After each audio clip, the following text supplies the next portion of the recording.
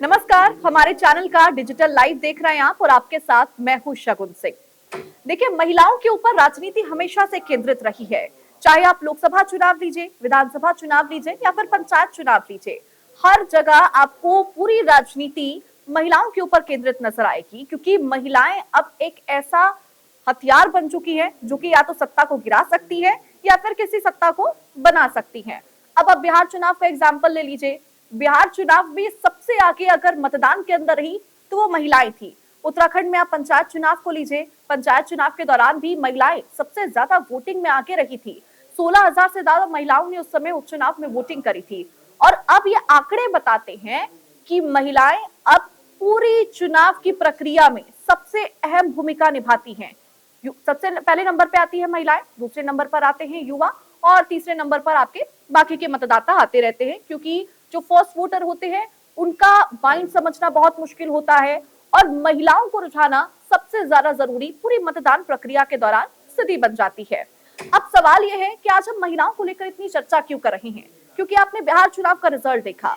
उस समय महिलाओं को जिस तरह से 10,000 रुपए कुछ समय पहले ही दिए गए, माना यह जा रहा था कि मास्टर स्ट्रोक था। अब मास्टर स्ट्रोक कैसे था वो सबसे पहले आप समझिए। देखिए, बिहार में जो गेम चेंजर स्थिति साबित हुई, शुरुआत से उसको लेकर कहा गया कि वो थी मुख्यमंत्री महिला रोजगार योजना। ये वहां पर एक गेम चेंजर के तौर पर साबित हुई। अब कैसे? चूंकि वहां पर महिलाओं को 10-10 हजार रुपए दिए गए और उसके बाद जो बम्पर वोटिंग हुई वो काबिले तारीफ थी, क्योंकि महिलाएं यहाँ पर बढ़ चढ़कर वोट देते हुए नजर आई। महिलाओं के ऊपर पूरी राजनीति केंद्रित नजर आई। महिलाओं को यहाँ पर एक मुख्य केंद्र में रखा गया, केंद्र बिंदु में रखा गया।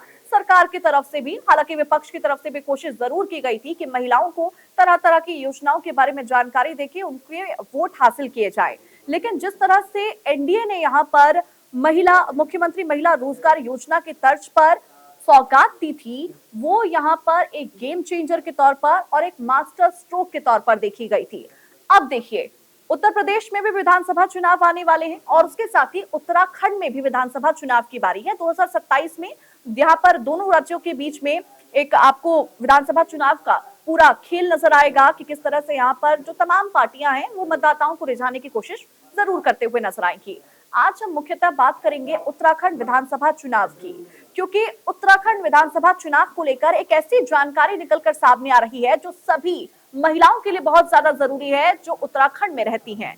क्योंकि देखिए, जिस तरह से बिहार में महिलाओं के खाते में पैसे आए, अब उत्तराखंड की महिलाओं के खाते में भी पैसे आ सकते हैं। अब हम ये क्यों कह रहे हैं, क्योंकि जिस तरह से बिहार में मुख्यमंत्री महिला रोजगार योजना की शुरुआत की गई, अब उत्तराखंड में भी ऐसी ही स्थिति देखने को मिल सकती है। महिलाओं के खाते में भी पैसे आ सकते हैं।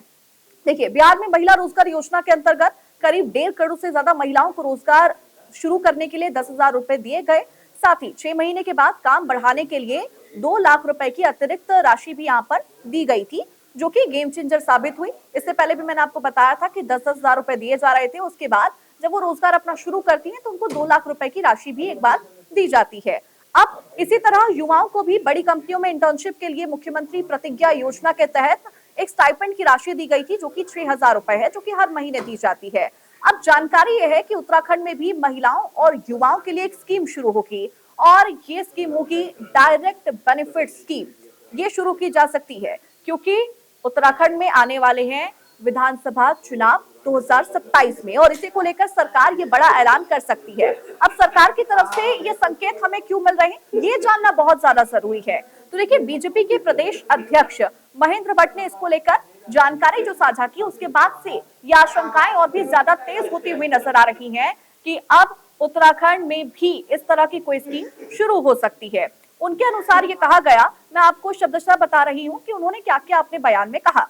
उन्होंने कहा कि मुख्यमंत्री पुष्कर सिंह धामी राज्य की बजट व्यवस्था और जरूरतों के आधार पर प्रत्यक्ष लाभ योजना यानी कि डायरेक्ट बेनिफिट स्कीम की दिशा में एक अहम फैसला ले सकते हैं। महिलाओं को 10% आरक्षण दिया गया है। इसके अलावा महिला सहायता समूहों को बिना ब्याज लोन दिया जा रहा है और राज्य की प्रगति में महिलाओं का योगदान सबसे ज्यादा है और इस योगदान को एक बड़ी पहल भी दी जाएगी। अब उन्होंने ये भी कहा कि इसको लेकर केंद्र सरकार से बातचीत की जा रही है, केंद्र सरकार से इसको लेकर वार्ता हो रही है कि महिलाओं को लेकर उत्तराखंड में भी इस तरह की कोई स्कीम शुरू की जाए। उन्होंने कहा कि महिलाओं युवाओं की आर्थिक स्थिति मजबूत होगी तभी राज्य तेज गति के साथ प्रगति कर पाएगा। क्योंकि साल 2027 की शुरुआत में ही उत्तराखंड में विधानसभा चुनाव हो सकते हैं और जिस तरह से बिहार में एनडीए ने प्रचंड जीत हासिल की, अब यही प्लान उत्तराखंड में भी देखने को मिल सकता है।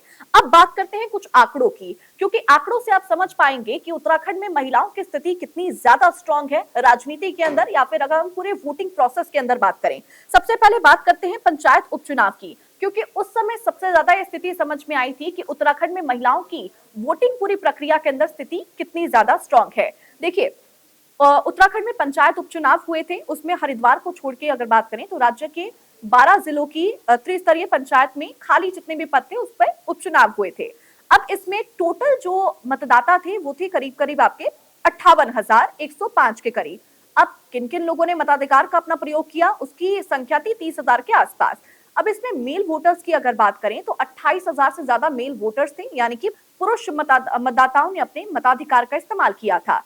लेकिन अगर यही आंकड़े अगर महिलाओं की देखें तो महिलाओं का आंकड़ा था 28,283 के करीब करीब। ये टोटल महिलाओं के मतदाताओं की संख्या थी, महिला मतदाताओं की संख्या थी। अब इनमें से कौन कौन सी महिला मतदाताओं ने अपने मताधिकार का इस्तेमाल किया, वो था 16,134, यानी कि पुरुष और महिला मतदाताओं की संख्या ऑलमोस्ट साफ साफ थी। 28,000 दोनों की संख्या थी, बिल्कुल क्लोज संख्या थी। लेकिन पुरुषों ने कितनों ने मताधिकार का उपयोग किया, 14,000, और महिलाएं कितनी रही, 16,000। तो यहीं से आप आंकड़ा समझ सकते हैं कि किस तरह से पूरी राजनीति महिलाओं के ऊपर केंद्रित रही।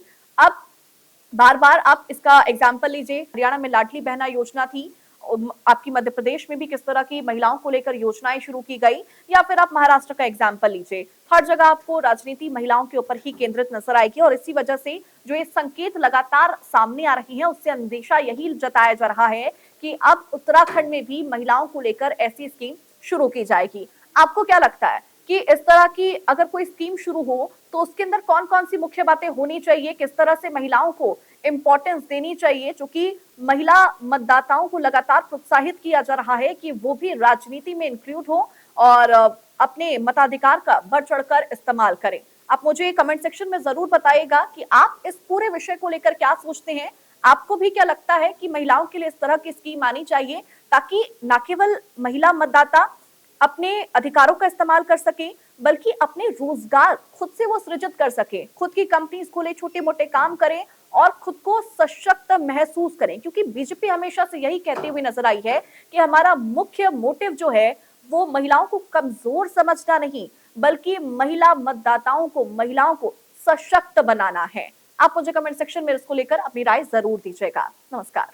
आपके मोबाइल पर तुरंत आएगी ब्रेकिंग न्यूज, स्क्रीन पर सबसे पहले दिखेगी बड़ी खबर, देश दुनिया की हर खबर एक जगह। अब आपके मोबाइल पर तुरंत इंस्टॉल कीजिए न्यूज नेशन ऐप और रखिए खुद को अपडेट।